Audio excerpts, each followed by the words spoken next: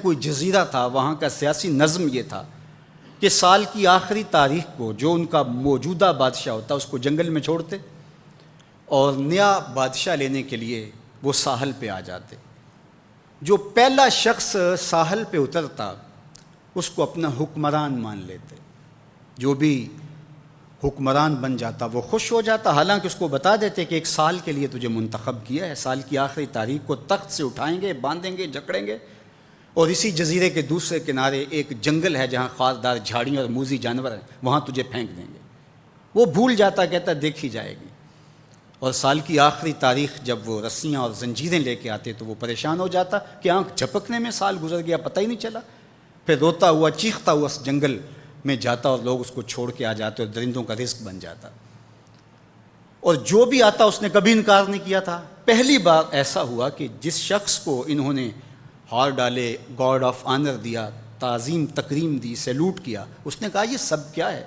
کہا کہ آج کے بعد تو ہمارا حکمران ہے۔ کہا میں تو امور سلطنت نہیں جانتا، میں تو تاجر آدمی ہوں، چیزیں بیچنے آیا ہوں۔ کہا کہ ہمارا اصول یہی ہے کہ سال کی پہلی تاریخ کو پہلا شخص جو جزیرے پہ قدم رکھتا ہے وہ ہمارا حکمران ہوتا ہے۔ اس نے کہا میں تو امور سلطنت کو نہیں جانتا، تو یہ کس طرح ذمہ داری قبول کر سکتا ہوں؟ انہوں نے کہا کہ تمہیں کرنا ہوگی، اس کے علاوہ کوئی راستہ نہیں ہے، ہمارا یہ قانون ہے، ضابطہ ہے۔ اور یہ بھی بتا دیں کہ سال کی آخری تاریخ کو تجھے اسی جنگل کے دوسرے کنارے چھوڑ آئیں گے جہاں موذی جانوروں کا رین بسیرا ہے۔ تو اس نے کہا اگر انجام اتنا دردناک اور خطرناک ہے پھر تو میں بالکل جانے کے لیے تیار نہیں ہوں۔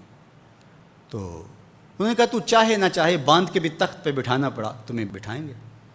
اس نے کہا اچھا مجھے یہ بتاؤ کہ سال بعد میری بات مانو گے یا نہیں؟ اس نے کہا کہ ہاں، قانون میں تو ترمیم نہیں کر پائے گا، لیکن یہ ہوگا کہ تیرے انتظامی حکم ہم ماننے پہ مجبور ہوں گے۔ اس نے کہا ٹھیک ہے، میں تمہارا حکمران بننے کے لیے تیار ہوں۔ رومی بولتے ہیں کہ جب بھی کوئی شخص تخت نشین ہوتا تو وہ بھول جاتا کہ میرے 7 سال کی آخری تاریخ میں کیا ہونے والا ہے۔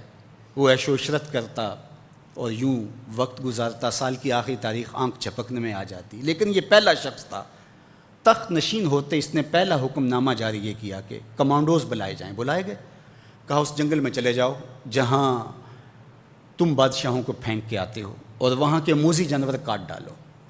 پھر بلدیہ کے ملازمین بلائے، کہا جاؤ جا کے وہاں کی جھاڑیاں کاٹو۔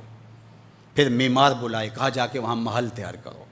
کچھ لوگوں کو بلایا، کہا جا کے وہاں پھول لگاؤ، پھلدار درخت لگاؤ، سایہ دار شجر لگاؤ۔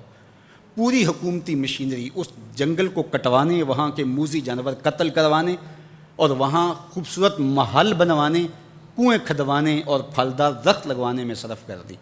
اب سال کی آخری تاریخ کو جب وہ زنجیریں لے کر آئے تو اس نے کہا کہ مجھے کیوں جکڑتے ہو، میں خود جانے کے لیے تیار ہوں، اس لیے کہ یہ اس تخت پہ آرام سے نہ بیٹھا، یہاں بیٹھ کے تیاری وہاں کی کرتا رہا جہاں اس نے جانا تھا۔ کافر اور فاسق دنیا کے تخت پہ عیش کرتا ہے، بھول جاتا ہے کہ میں نے کہاں جانا ہے، اور صالح مومن اس تخت پہ آرام سے نہیں بیٹھتا، جہاں جانا ہے اس کے لیے تیاری کرتا رہتا ہے۔ اور جب جنازہ اٹھتا ہے تو وہ کہتا ہے اجلوا بی ولا تؤخروا بی، دیر نہ کرو، مجھے جلدی لے جاؤ، میرا تو وہاں انتظار ہو رہا ہے۔ اور پھر جب وہ وہاں پہنچتا ہے تو القبر روضۃ من ریاض الجنہ، وہ جنت کے باغوں میں سے باغ بن چکی ہوتی ہے۔ وہ سارے تھور، ساری جھاڑیاں، ساری آگ اور وہاں کے سارے بھڑکتے ہوئے شعلے بجھا چکا ہوتا ہے، اپنے اعمال کے لشکر بھیج کے۔ ہم نے دیکھنا ہے کہ ہم یہاں آخرت کے لیے کچھ بھیج رہے ہیں کہ یہیں سب کچھ لٹا رہے ہیں۔ دنیا کے مختلف ممالک میں جانا ہوتا ہے۔ تو ایک دفعہ میں اٹلی گیا تو وہاں ایک شہر میں مجھے کچھ دوست لے گئے، تو وہ چھوٹا سا گھر تھا، تو 20 سے 30 لوگ وہاں رہ رہے تھے۔ تو میں بڑا حیرت زدہ ہوا، تو میں نے کہا کہ آپ یہاں تنگ سی جگہ پہ 20-25 لوگ رہ رہے ہیں تو اتنی مشکل میں کیوں رہ رہے ہیں؟ تو کوئی بڑا سا گھر خرید لیں، آسودہ رہیں۔ تو انہوں نے کہا کہ جناب آپ ہمارے علاقے میں جا کے دیکھیں، 5-5 کنال کے گھر ہم نے وہاں شروع کیے ہیں۔ ہم یہاں کمائی کرنے آئے ہیں، عیش کرنا تھوڑے آئے ہیں۔ ہم تو چند سالوں کے لیے یہاں آئے ہیں، اس لیے ہم یہاں سے کماتے ہیں، بھیجتے وہاں ہے جہاں ہم نے ہمیشہ جا کے رہنا ہے۔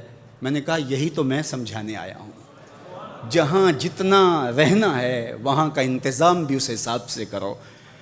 حضور نے فرمایا کن فی الدنیا کأنک غریب او عابر السبیل، دنیا میں ایسے رہو جس طرح مسافر اجنبی رہتا ہے۔ دنیا پر جینا لگا کے بیٹھ جاؤ، چند دن کے لیے آئے ہو، یہ آخرت کی کھیتی ہے، دارالعمل ہے، وہ آخر دار الجزا ہے، تو قبل اس سے کہ وہ وقت آئے ہاتھ ملتے رہ جائیں، توبہ کا در کھلا ہے، سورج ابھی مغرب سے طلوع نہیں ہوا، اللہ کی رحمتیں برس رہی ہیں، اٹھے ہوئے ہاتھ وہ موڑتا نہیں، خالی نہیں پھیرتا، تو اس کی دہلیز، اس کا در، اس کی چوکھٹ نہ چھوڑنا، اور آج غور کرنا کہ ہم کھڑے کہاں ہیں۔